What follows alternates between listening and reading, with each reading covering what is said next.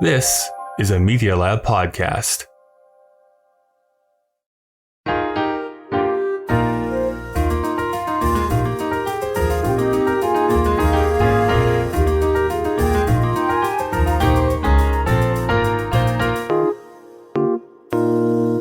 Welcome to Putting It Together, the podcast that goes through the entire body of work of Stephen Sondheim, show by show and song by song. My name is Kyle Marshall, your self-described Sondheim expert. Well, I suppose it's about time that we reintroduce Anthony back into the narrative. Before we jump into the episode with Luke Crichton, there's a couple of emails that I have received that I would like to touch upon. First off, Malachi sent this email in talking about Finch and Linnet Bird last week. They write, in short response to the most recent episode, I felt the need to defend Finch as my personal favorite, though I wouldn't argue it's the best of the show. It was my introduction to Sondheim as a whole, as the song stuck with me, and I would always go back and listen to it even before I listened to show tunes much. It would eventually lead me to listening to Todd more, and eventually, of course, exploring the plethora of Sondheim's canon. I still consider Finch one of my favorite of all of Sondheim's numbers, and adore it melodically, and think the lyrics have a great amount of elegance to them, with a different feel than much of his lyrics. I think this is a good call out, as I did make the quip last week that Finch is nobody's favorite song, which of course is untrue. Every song is going to be somebody's favorite song. So thank you for sending that in, Malachi. I also mentioned Shelby Young last week, who had sent a tweet at me talking about her experience of playing Johanna in Sweeney Todd. She sent me a very long email, so I'm not going to read the whole thing. However, I think the biggest thing that she pointed out is that she really interpreted the lyrics as being very, very straightforward. Meaning that she took the literal interpretation of what she is singing rather than some sort of metaphorical thing that she might be trying to communicate. But I want to take this one particular part as it's a good counterpoint to this fan theory I have been running through the last few episodes about Johanna and whether or not she loves Anthony or not, something that we also talk about in this week's episode. But Shelby writes, I believe at first she doesn't see him as an out or even necessarily a love interest, but one of the few people in recent years who has shown her genuine kindness and interest. Because certainly, the more she grows into a woman, the more restrictions the judge places on her out of the fear of another seeing her beauty. I'm sure she recognizes the potential Anthony holds, but she also knows with her current standing with the judge and her lack of means to support herself, she knows it's too risky to venture any further with him. Then the judge proposes, and she realizes just how little time she has before she's truly trapped forever. So she turns to the one person who promised her any kind of light and decides to run off with Anthony. I couldn't tell you the exact moment I see when she falls in love with him, but she's drawn to him from the beginning, and little seeds of attraction are sown throughout the interactions until and kiss me when she finally gives in to her own desires and allows herself the moment of happiness with Anthony while they plan their elopement. So I think this is a really great call out and a really great dialogue about the different ways to just approach Johanna and, who knows, probably the correct way to play Johanna. So thank you for sending that in, Shelby. Well, we shouldn't beat around the bush here too much. Let's get into talking about the song I'll Miss with Luke Crichton. I have sailed the world, beheld its wonders, from the pearls of Spain to the rubies of Tibet, but not even in London have I seen such a wonder. Lady Luke Crichton, thank you so much for joining me here today. Lovely to be here. Lovely to be here. You know, we just discovered this because we're recording these, of course, all out of order. I'm recording all of these out of order. This is kind of technically our Valentine's Day episode. It was 2 days ago, but what a lovely song to be talking about for Valentine's Day. Happy Valentine's Day. Isn't Johanna so beautiful from That's so right. far away? Because this is your first time here on the show, we do like to take a moment of kind of going through your history a little bit. So what was your first introduction to Stephen Sondheim? So a bit of backstory then. I've always been into musical theatre since I was a child, thanks to my mum, who I was listening to things like Chicago and stuff when I was a kid. And I saw Phantom, the movie, when I was younger. And Joseph, that was the big one. Yeah. I used to play that cast album the Jason Donovan one, in my room while I was tidying and things. So it was kind of a mixture of listening to film scores like Lord of the Rings and whatnot and musicals. my mum comes home and says, I've just seen this film, Sweeney Todd, and I'd never seen anything for it. This was 2008 or 2009. I wasn't allowed to see the film, obviously, because I was a child. I'm 23, so I would have been very young, and I wouldn't have been able to see it because it's very bloody. Yeah. And then for Christmas, the next year, I was bought the album, but it was the highlights album. So I didn't know what happened at the end of the film. Of the movie, yeah. So I didn't know what happened at the end of the film. That's so hilarious. I was like, okay, cool. So he's a demon barber and stuff. And then the album finishes. If anyone has listened to the highlights album, it's like one of the most popular ones on Spotify to listen to that isn't company. It ends with Not While I'm Around, or at least the version I had. So I didn't know about the final scene. I didn't know about the judge getting killed or any of this. So until I saw the film, I was eventually given the film, and it became one of those like Friday night rituals. I would be watching Sweeney Todd on a Friday night because I was a lonely theatre kid. I'd be acting out the scenes and singing and stuff. So Todd has a very, Todd was kind of the show that introduced me to Sondheim, but Sunday was the one that, made me kind of fall in love with him. And art comes around at very specific parts of your life, I think. And Todd is, will always be in my like top 5, always. So that's kind of a little bit of backstory. Yeah. If that's your kind of gateway drug, we'll say, into the world of Stephen Sondheim, Sunday sounds like something that means a lot to you too. Whether the shows are like the tops for you. I've actually spent in 2021, I spent the last year listening to 100 new musicals that I'd never heard before. I actually did make a top 15, and I think at least 5 or 6 of them were all Sondheim shows. Right. Including Follies and Night Music and Pacific Overtures. Are you telling me you had a lot of free time in 2021, Luke? Well, I was in my kind of job, which isn't, when I'm not writing music, I'm just in retail. So I had a lot of time to just listen to cast albums during my work sessions. So I got to go through like tons of shows, and then obviously then listen to the podcast, which I do when I'm at work. Right. And I may even be at work when I'm listening to this. So that's kind of nice. It's like it's a massive highlight. Off the top of my head, it would be Sunday in the Park with George, Sweeney Todd, for sort of nostalgia's sake, The Phantom of the Opera. Les Mis is so good. So maybe Les Mis and Little Shop of Horrors. Yeah. I suppose they would be the top 5. But I've really come to love 9. I think 9 is fantastic. Yeah, Pacifico. Sunset Boulevard as well is one I came to quite late.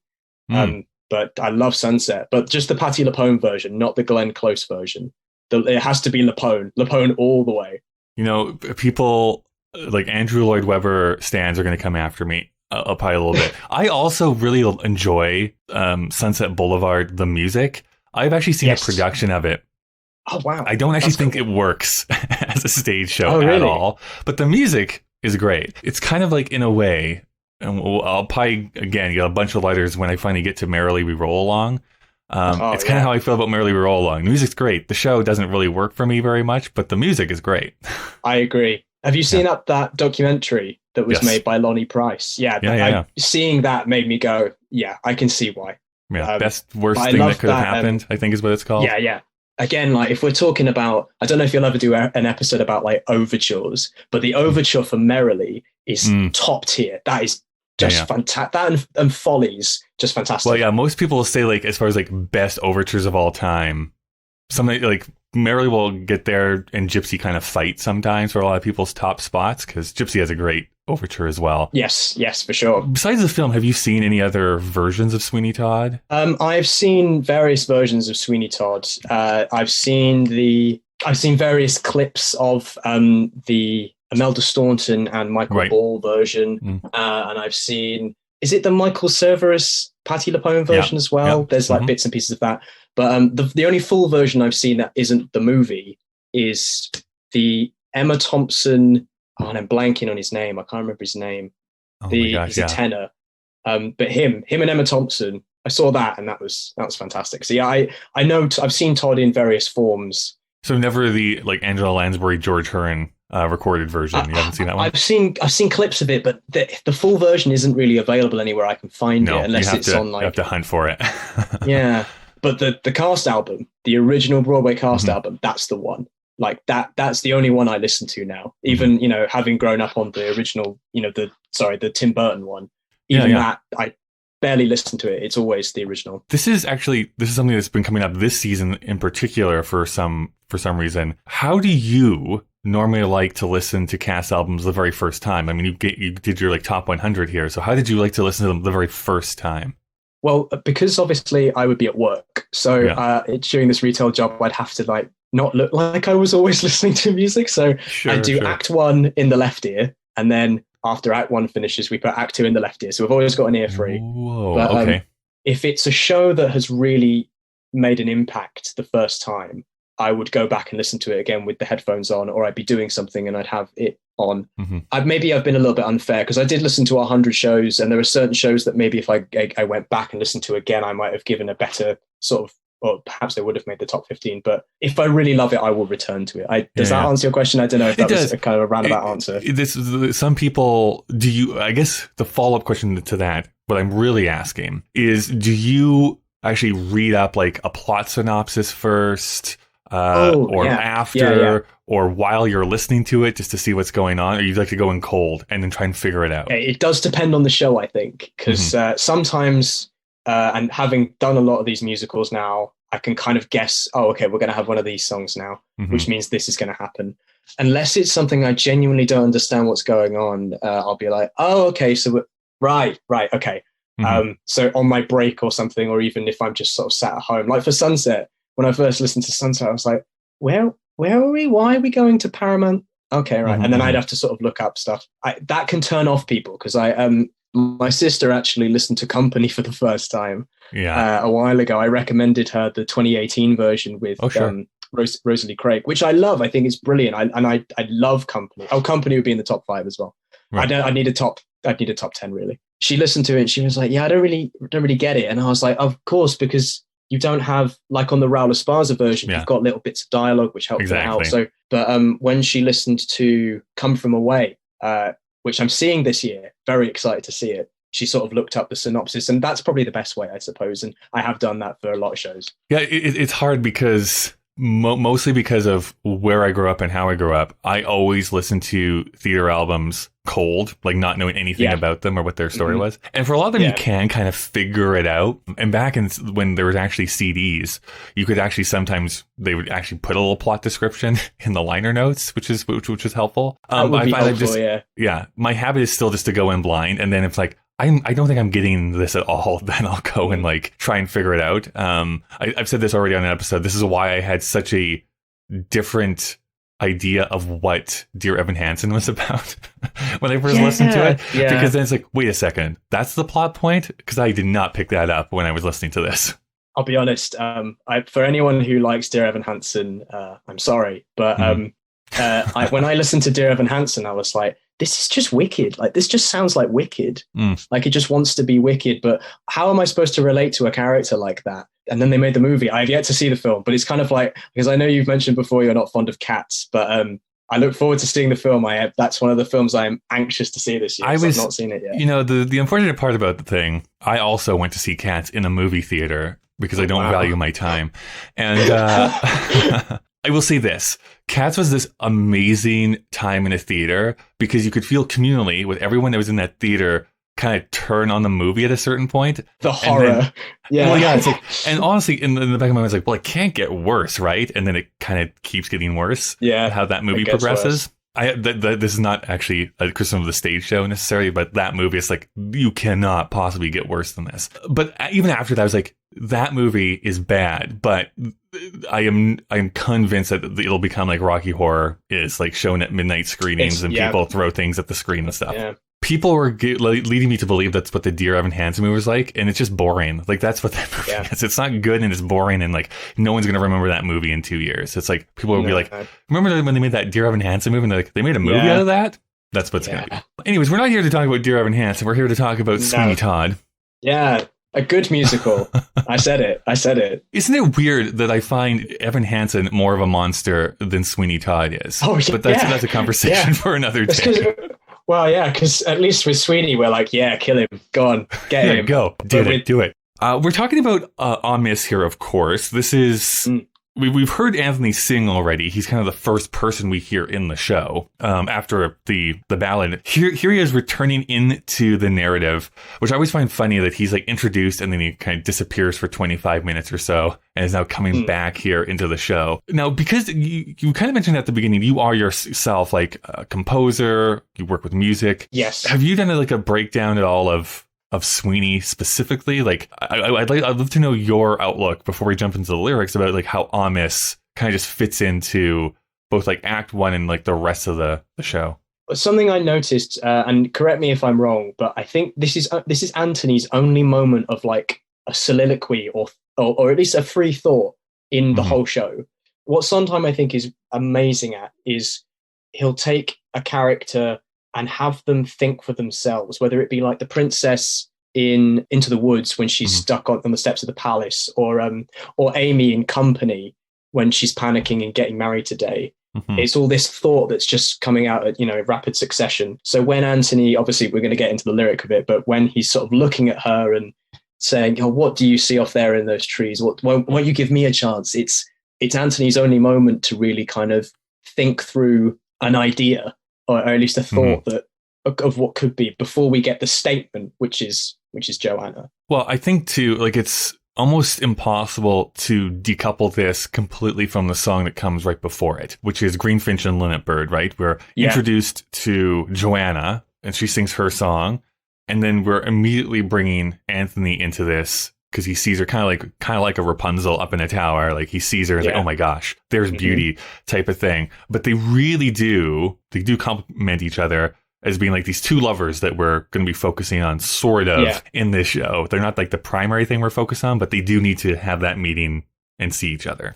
The recurring statement that I've been making in these episodes here this season is how oftentimes we will hear a song, usually in Act 1, and its echoes will be felt throughout the entire rest of the show, whether it's like a musical phrase or a thought or whatever it happens to be. This one, of course, is No Place Like London.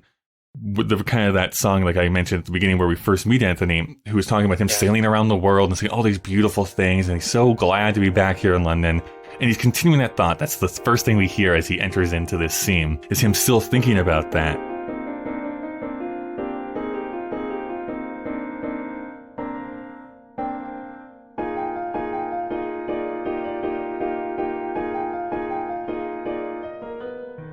Hey there, everyone. Just Kyle breaking into the conversation here again to talk about some of the people and organizations that help this show continue to go. I like to start these off by saying that if you'd like to help support the show for absolutely free, you can give a rating and review on whatever app you listen to podcasts in. That's greatly appreciated. And if you'd like to help monetarily, which will only help to grow and make this show better, you can do so over at our Patreon page. Please do not donate if it impacts you negatively financially. Which, by the way, a huge thank you to our newest patron, Leslie. So thank you so much for joining us over there, Leslie. I also need to give a huge thank you to the God That's Good tier from Patreon, the Suave Sextet of Jack, Todd, Carrie, Whitty, Luis, and Christopher. Putting together as a proud member of the Alberta Podcast Network, locally grown, community supported.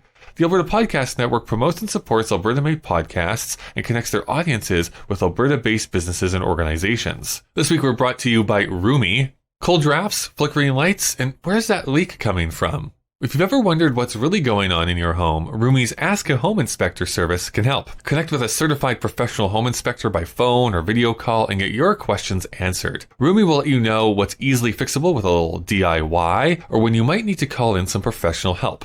Visit rumi.ca, that's RUMI.ca, and book your Ask a Home Inspector appointment today. This week we're also brought to you by Pod Power. With Pod Power, our sponsors are making it possible for us to amplify the voices of Albertans and Alberta podcasters. This episode, the Edmonton Community Foundation is helping us give a Pod Power shout out to Overdue Finds. Overdue Finds is an Edmonton Public Library podcast. Bryce Crichton and Carolyn Land host conversations about books, movies, music, pop culture, and other interesting news about Edmonton. It's a great way to learn more about what's happening at EPL and about how you can use your library card to access all of EPL's in-person and online services. To listen and find out more about Overdue Finds, head to epl.ca/podcast.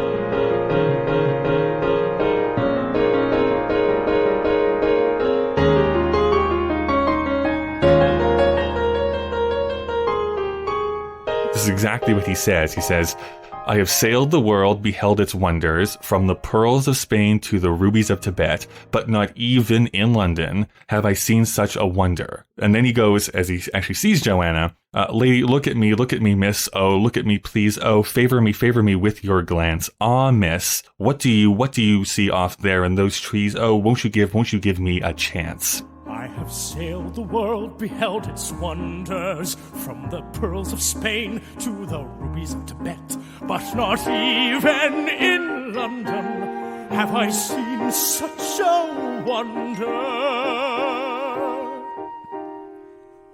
Lady, look at me, miss, oh, look at me, please, oh, favor me with your glance. Ah, miss, what do you see off there in those trees? Oh, won't you give me a chance? Who would say in terms of music, at least, obviously I wouldn't call myself like a proper learned kind of musician. I'm still, learning as I go. But what's interesting is we have Anthony's like statement. First thing we hear in the show is, I have sailed the world, da, da, da, da, all that. Mm-hmm. Then we have this, lady, look at me, miss, oh, look at me, please. The interesting thing about that is that it's just recycled material from Finch and Linnet Bird. Exactly. Finch and Linnet Bird. It appears in Poor Thing. He had this wife, you see. It all ties together with Johanna, which I think is really cool. There's a great YouTube channel called Into the Hoods. Yes. And it's basically deconstructing everything from Todd from the very beginning to the very end. I think he's done the whole show, but yeah. Yeah. I don't know if he's the same one or not, but there is another video out there about how, I think they tell us something like the foreshadowing that happens in Sweeney Todd, or like everything is Sideways. Spoiled. Yeah. Yeah, I love Sideways. Everything is spoiled in Sweeney Todd in the first 10 minutes or something is what it says. Because again, all your musical things are put there. We know. Yeah. He actually tells you who each character is in relation to each other musically. And then it all kind of comes together at the end when you've watched the whole thing. The only other thing I would mention is there's a line that comes up later, but I suppose first instance is here. Anthony has this quick kind of rapid succession of lyric, lady, look at me. Mm-hmm. And then he takes a moment to breathe and say, ah, miss. And the music as well matches that just so perfectly. And then it's followed later by a lyric, which we'll get to. But you mentioned in How and Company, where there's Not Getting Married Today, right? You are situating a character who is super nervous about getting married, and that emulates the song that she's singing. She's like talking to Mile a minute because she's so nervous. It's kind of similar here, right? Like he's come through, it's like, I've sailed the world, but I have never seen such a beauty. Like I've seen the Dardanelles, I've seen all these other things, but Johanna is the most beautiful thing I've seen in the world. And then he starts to get kind of nervous about it, right? It's like, oh, like, come on, please look at me. Like, I don't know what you're talking about, probably birds or something, but like, please look at me. I just want you to look down here at me. In the first bit, we'll even have, unless there's a rhyme I've missed, but Pearls of Spain, Rubies of Tibet doesn't rhyme. But in London, have I seen such a wonder? We're now linking the rhyming. Yeah. We have the couplet there. And we are now latching onto something that is stable, that is true, that is there. And it's Johanna. And then we have this, this wonderful little moment when he's talking about her. And yeah, like I said earlier, the only real moment in the show where he gets to really think about a thought and say it like you say. It's just great. I'll kind of answer my own question first, but then throw it to you. I actually don't think there's anything to this, but maybe there is. Maybe there's something I'm just overlooking. But I always am curious when certain allusions are used multiple times. And in particular, the rubies of Tibet. So the jewels of Tibet, which back in, I believe it's in My Friends, Sweeney Todd says he is going to have his razors drip rubies. Yes. And I don't know if there is any connection to that, or if it's just like, it's a good image for people to think of. But anyways, it's weird that it happens twice in two different contexts in this show. I guess it's that less is more thing that Sondheim mentions. If I'm going to use that word again because it's just so good. I'll be honest, I don't know if there are rubies in Tibet, but it sounds lovely. The second half of the song is kind of when Greenfinch and then this song kind of overlap each other. But Anthony continues on and says, who would sail to Spain for all its wonders, when in Kearney's lane lies the greatest wonder yet? Ah, miss, look at you, pale and ivory-skinned. Look at you looking so sad, so queer. Promise not to retreat to the darkness, back to your window, not till you look down here. Look at me, look at me. And while he's singing that, look at me parts, Johanna is saying, green finch and linnet bird, nightingale, blackbird, teach me how to sing. If I cannot fly, let me sing. Who would sail to Spain for all its wonders, when in Kearney's lane lies the greatest wonder yet? Ah, miss, look at you, pale and ivory-skinned. Oh, look at you, looking so sad, so queer. Promise not to retreat to the darkness back of your window. Not till you look down here. Look at me. Look at me.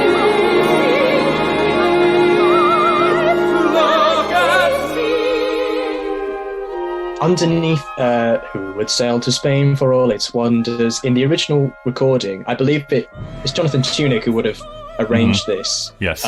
Just the use of the tambourine is just such a great way to just to accent this moment. I just think that's such a wonderful orchestral choice. And then obviously reading Finishing the Hat sometimes goes into this massive detail about this one line about Kearney's Lane. Let's talk about Kearney's Lane for a second. Yeah. You're right. He writes so much about this one particular line, basically being that Kearney's Lane does not exist. It is not a street that you can go to in London. It sounds like it could be, but it's not. It could be. A completely made up thing that Sondheim made. He also admits to the fact that this huge amount of writing he put on is like, it's going to take you more time to read it than he thought about this. But it's a kind of this nice life lesson about songwriting and why it's important to like really consider what you're using. He wanted there to be the emphasis on the first syllable. So in, Kearney's Lane, like it's a very harsh sound at the very beginning. The unfortunate part about all the other ones that he was finding was that it was kind of reversed. Like he couldn't find this perfect way to use actual streets that were there that would match how he wanted that to be emphasized. And then he says like there's this other obstacle there, that there were roads and squares and muses and lanes, but always with this upward inflection. Specifically, though, he says, road sounds middle class and not where a powerful autocrat would live. And to Americans' ears, a square would imply commerce, or at least a lack of privacy.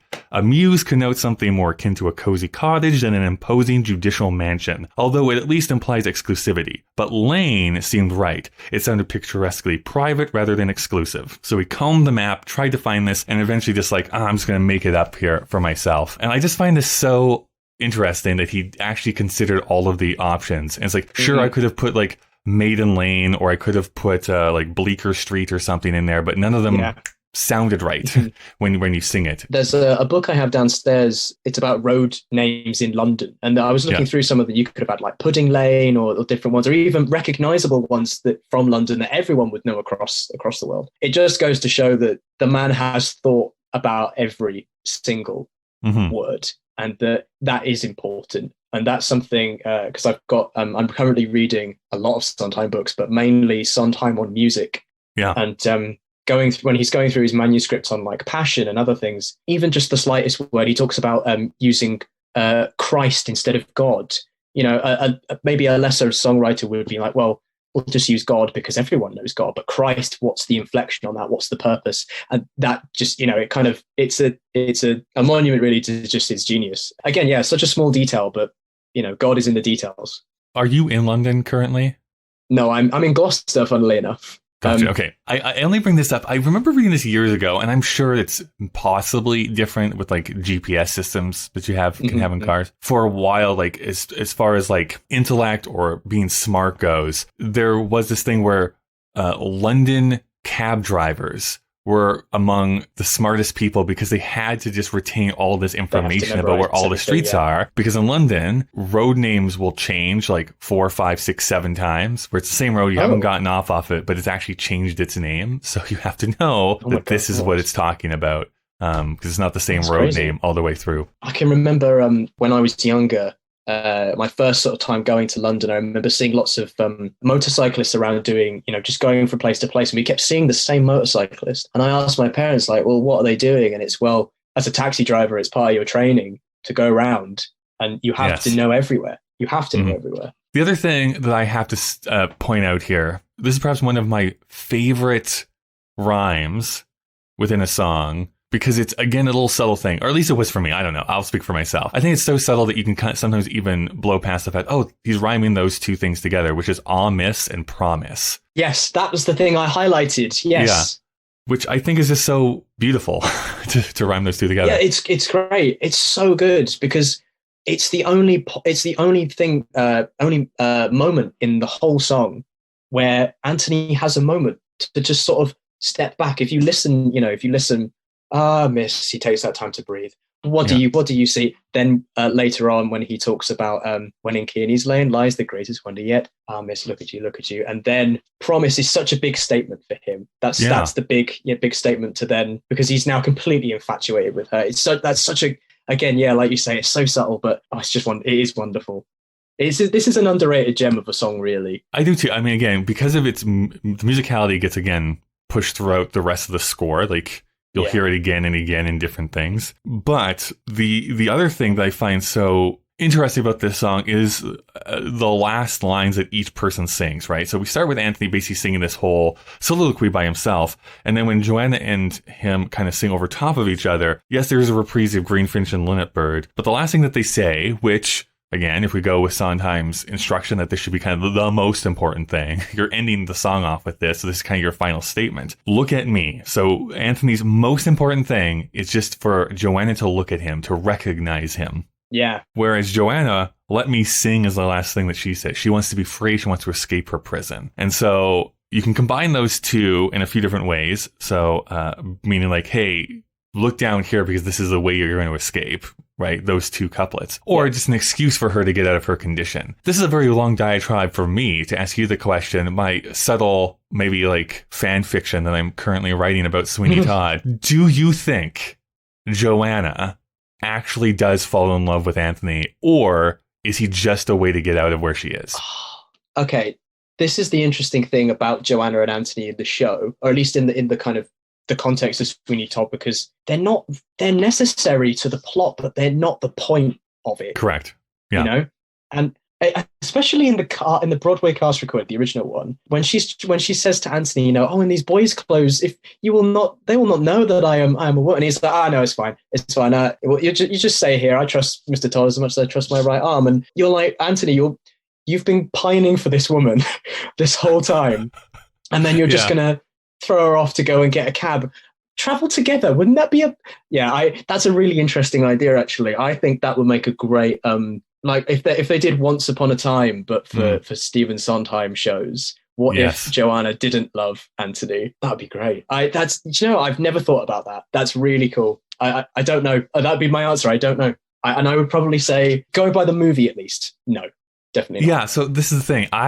I've gone back and forth with this a little bit, and I should do like a very an even more deep dive just musically how Joanna's portrayed throughout the show. But the more I look at it and the more I look at lyrics and stuff like that, I don't think it ever raises to the level of like, yes, textually this is exactly what they're trying to communicate. I think it is a bit more subtextual than that. But my feeling is that Johanna is going to like dump Anthony on the first place they port to. And it's like, I'm gone. Yeah. Mm-hmm. You got me out of where I was, but I don't need you anymore. I can go off and be by myself. But then would she be able to, handle life on her own though? Because in Ladies and Their Sensitivities, first thing she does, she's like, I'll swallow poison. I'll kill myself. We'll be done. Yeah. So would she even, I don't know, in boys' clothes, maybe she'd be all right. I've never considered that before. That is so interesting. Next time I listen to Todd, I'll be thinking about that. Well, Sweeney Todd, the original tale is in the public domain. And even though Johanna is not his daughter in the original text, look for my novel coming out in like 3 years as I devise this huge, like the sequel to Sweeney Todd. Just as kind of a quick segue before we kind of go into like wrapping up or anything here, because Green Finch and Linnet Bird does show up here again kind of as a reprise inside of this song. Yes, there's part of that for the let me sing point that she needs to end on. Do you think there's more than that? Like, how do you read Green Finch and Linnet Bird?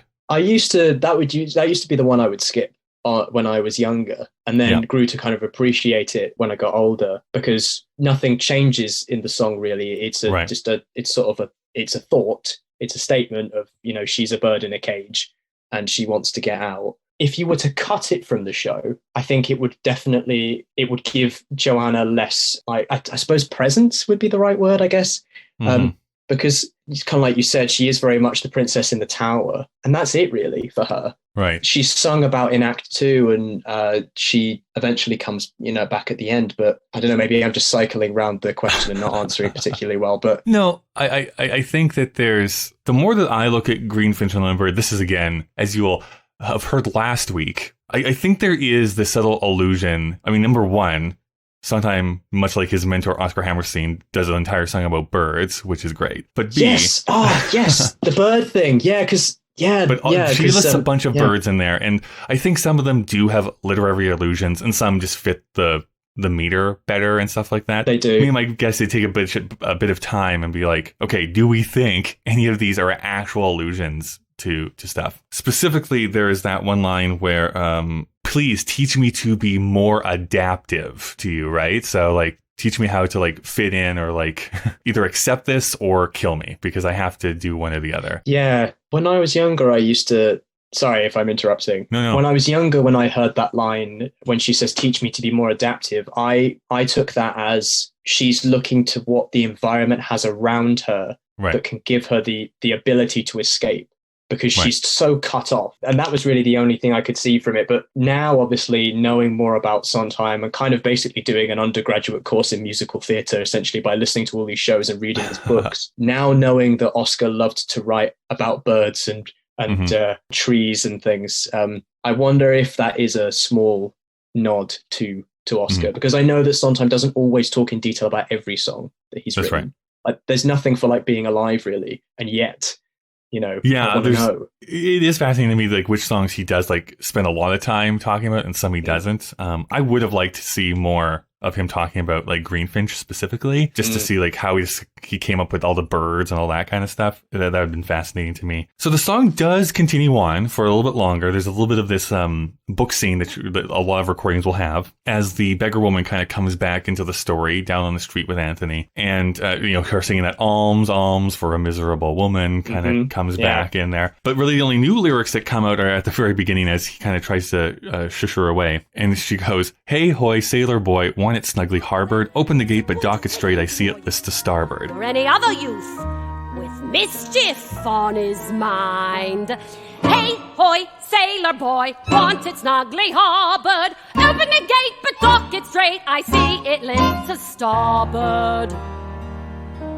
Sondheim very nicely puts it in a little footnote here. Needless to say, this verse does not exist in the scripts sent to most schools. Yeah, I love that so much. That's so brilliant. Can you imagine, though? Can you imagine if someone just hadn't checked the libretto properly and was like, off you go, kids, go do Sweeney Todd. That's right. You keep in that, and you keep in all the other stuff. Yeah. What did they just say? Maybe you'll surprise me. Maybe there's some like deep hidden meaning that you're going to have between these lyrics somehow. But the thing that I wanted to kind of bring into it, I do find it fascinating that, again, spoiler alert if you have somehow not watched the full show, but this is Joanna's mother that is kind of coming in here and seeing Anthony and kind of being the thing that ends off this exchange. On a second watch or a second listen, this becomes a little bit more of like dramatically sad in this case, where it's like she's captured, her mother has been completely lost, and the suitor that wants to be with her doesn't know the connection that's going on. It musically as well. Arms for a miserable woman. And my Lucy lies in ashes. That's right. Where it's all tying together. Yeah, what I like here is that this was the bit they kept in the film, because this is important. Whereas if we're talking film sort of tacts, in a film, you don't have to have a character say, "Oh, miss, look at you, you're so beautiful." All you do is you shot of them, they smile, shot of her, she smiles, as in the film, and then we move on. I agree. Like a shame that the song doesn't exist in the movie, but it's I'm glad you brought this up, because I think in particular you're so right. And essentially the setup of this is like, we keep Green Finch and Linnet Bird because we do need to communicate, like, yes, she's in this tower, but she does not want to be there. Like, this is a bad situation. And as Anthony kind of comes into that street, we just need to see him looking at her, and we get it. We don't need anything more. We almost feel like it's belaboring the point at that juncture, but we do keep her coming in. So that was like, oh my gosh, by the end of this, like, of course, like, this is all interrelated with one another. because that's the crux of the plot. If we were to cut the Lucy bit, we would lose so much of the story. What I do like though about the Burton film, I don't know if you've done your episode yet about comparing the film and the stage show, because I imagine that's going to be cracking because of the specifically the way Tim Burton uses the camera, especially in that sequence.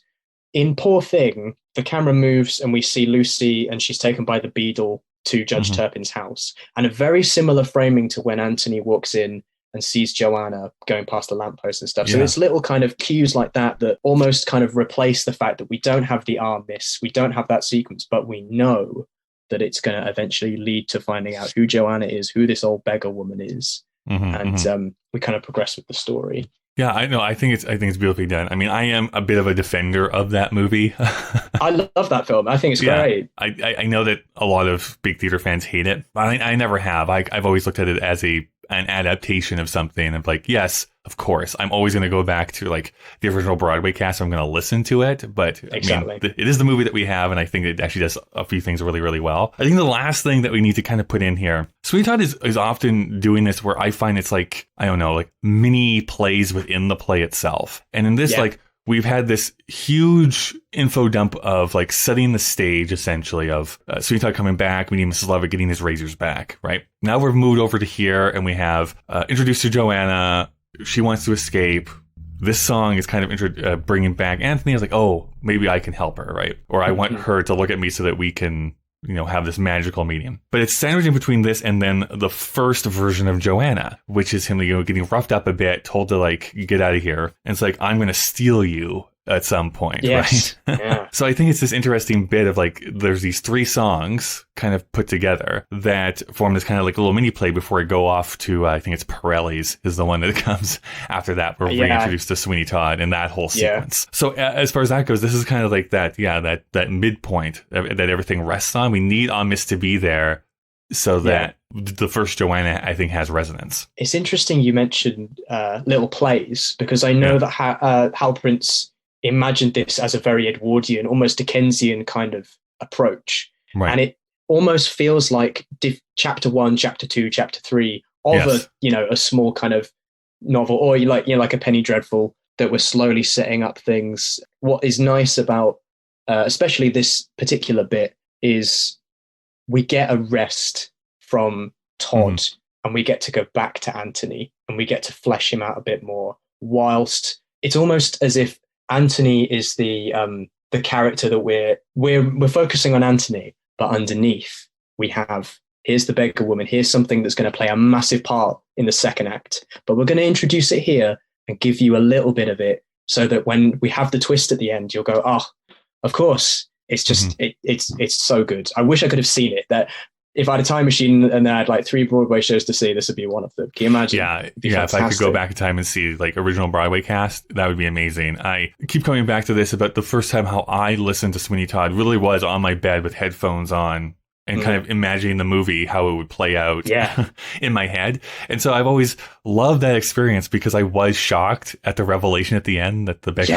is the I'm like, what? No way. And then the second was like, oh my gosh, these other things that he's putting in there. That's why I've kind of always loved this show, I think, is it encourages re-listens, but it also, as Sondheim we know, love puzzles. It is like this little puzzle that you can pull apart and see like, oh yeah, this relates to this and this relates to that and this relates to this over here. Yeah, it's so rewarding. And the not only the rhymes within certain songs like we've got here with Our Miss and Promise, they're so satisfying to the ear. But I think what people forget about Sweeney Todd is that it's really funny as well. It's genuinely really funny. I think that's the only thing that the movie does that doesn't always do. They cut some of the best jokes, especially in A Little Priest. Yeah, I agree. I still really love the movie, and I'm same with you. Like I was a big Tim Burton fan when I was first in film school, so it was kind of like, I would defend some of his other films that weren't that good, but Sweeney Todd is, I think, one of his best ones. I want you to give a big defense of Big Eyes right now. I thought Big Eyes was all right, not amazing, but like it was pretty good. It's no Planet of the Apes or. Right, yeah, that's true. Mars Attacks, Yeah. Although Mars Attacks, I think, would make a great musical, and call me in 2 years when that happens. Oh, that's a really interesting idea. I like that too. Well, I'll have you back when we talk movies, probably. Oh, I'd love to. That'd be great. Yeah. Luke, thank you so much for joining me here today. If people wanted to, stay in contact with you, see what you're up to online, what's the easiest way for them to do so? Well, I'm currently on a bit of a social media kind of detox because I'm working on a lot of different projects. But if you did want to follow me on my Instagram, my music Instagram, I'll be hopefully posting a few more. I am releasing an album this year, hopefully. Nice. And a few other different things. What kind of music are we talking about as far as the album goes? I think that's kind of the point of the album, really, is that the design of the album is as if you were to put it on shuffle. You put your own kind of music on shuffle and it would be kind of anything. So it's a bit of different things. We've got some sort of indie stuff. We've got some sort of more vaudeville kind of inspired stuff. And some Frank Sinatra vibes in there. Just a lot of music that I listened to when I was growing up. I'm working on a musical actually as well that will hopefully see the light of day. But you can follow me at Crichton Music. That's Crichton Music, all underscore on Instagram. I do have a Twitter, but I'm sort of working on updating that. Or Sure. You can go to my website. The last question is the hardest question that I've been doing this season. What is your favorite type of pie? Do you know, you can't go wrong with the chicken pie, honestly. You can't go wrong with the chicken pie. Have you seen Chicken Run, the Aardman film? Yes, Chicken I Run? have, yeah. One of the greatest films ever made. And I'll fight anyone on that. Yeah, I'd go for a chicken pie. Perfect. Thanks, Luke. Thank you so much. It's been such a pleasure. And what a great season. What a great show. Yeah, it's a great show. That's the great Judge Turpin's house, that is. And the young lady who resides there. Oh, that's Joey. Thank you so much for listening. You can send emails to puttingittogetherpodcast@gmail.com. You can also follow Sondheim Podcast on Twitter and Instagram. And you can support the show on Patreon by going to patreon.com/puttingittogetherpodcast. Thank you to the Alberta Podcast Network, to Rumi, and to Pod Power this week. Putting It Together is available on Apple Podcasts, Google Podcasts, Spotify, and pretty much anywhere you can get podcasts from. Consider subscribing so that you never miss an episode. Next week, we're going to be talking about the first song that's called Johanna, the one that does not involve an orgasm. Or, well, whatever suits your fancy. As always, a big thank you to the great Chris Taniguchi, who designed the podcast artwork, and Nick Driscoll for composing our theme music. Well, we've reached the end of our episode. Yes, I know. Goodbye for now. Push me parsley, it looks to me, dear, like you've got plenty there to push.